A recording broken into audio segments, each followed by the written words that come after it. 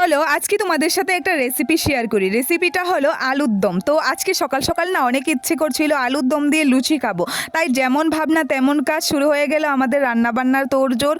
এখন কিন্তু আমি আলুগুলোকে সিদ্ধ করে ছুলে নিয়েছি, তারপর কিন্তু কড়াইয়ের মধ্যে তেল গরম করে দিয়ে দিয়েছি আলুগুলিকে ভাজার জন্য। কিন্তু আমি ভিডিও কলে কথা বলতে বলতে রান্নাটা করছিলাম, তো কড়াইয়ের মধ্যে দিয়ে দিয়েছি স্বাদ মতো লবণ, হলুদ। তারপর কিন্তু আলুগুলিকে একদম লাল লাল করে ভেজে নামিয়ে নিয়েছি একটা পাত্রে। তারপর কিন্তু ওই কড়াইয়ের মধ্যে আরেকটু তেল দিয়ে দিলাম একটু পাঁচফোড়ন আর একটু তেজপাতা। তারপর দিয়ে দিলাম কিন্তু আমি মশলার মধ্যে ছিল পেঁয়াজ বাটা, টমেটো বাটা, জিরে গুঁড়ো, লঙ্কা গুঁড়ো, হলুদ, লবণ সবকিছুকে এখন কিন্তু আমি ভালো করে ভেজে নেব। যতক্ষণ পর্যন্ত মশলাটা থেকে তেল না বেরোবে ততক্ষণ আমি ভেজে নেব। তারপর অ্যাড করে দিলাম একটু চিনি দিয়ে আর একটু লাড়াচাড়া করে দিয়ে দিলাম আমি আলুগুলিকে এখন আরেকটু ভেজে। তারপর দিয়ে দিলাম আমি জল।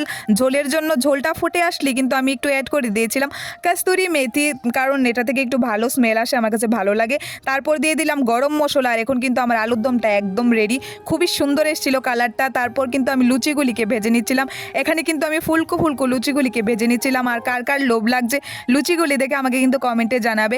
এখন কিন্তু আমার থালাটা পুরো রেডি হয়ে গেছে, খুবই সুন্দর লাগছিল কালারটা। আর লুচিগুলিও কিন্তু বেশ ফুলেছিল, তাই কিন্তু আরেকটু লোভনীয় লাগছিল। তো যাই হোক, এখন কিন্তু আমি টেস্ট করে দেখছিলাম যে খেতে কীরকম হয়েছে। খেতে একদম সেরা লেগেছে, আমার কাছে বেশ ভালো লেগেছে, আমার বাড়ির সবার কাছে অনেক ভালো লেগেছে। আর তোমাদের কেমন লাগে লুচির সাথে আলুর দমের কম্বিনেশনটা আমাকে কিন্তু কমেন্ট করে জানাবে। আজকের ব্রেকফাস্টটা কিন্তু আমার জমে গিয়েছিল। তো চলো আজকের মতো ব্লগটা কিন্তু এখানেই শেষ করছি। ভালো লাগলে লাইক করে দিও।